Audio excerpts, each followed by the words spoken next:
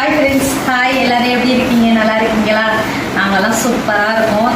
எங்கே பார்த்தீங்கன்னா குடும்பத்தோட எங்கே கிளம்பி இருக்கோம்னு பார்த்தீங்கன்னா கோயிலுக்கு போகிறோங்க. எந்த கோயிலுக்கு உத்தரா போறீங்க?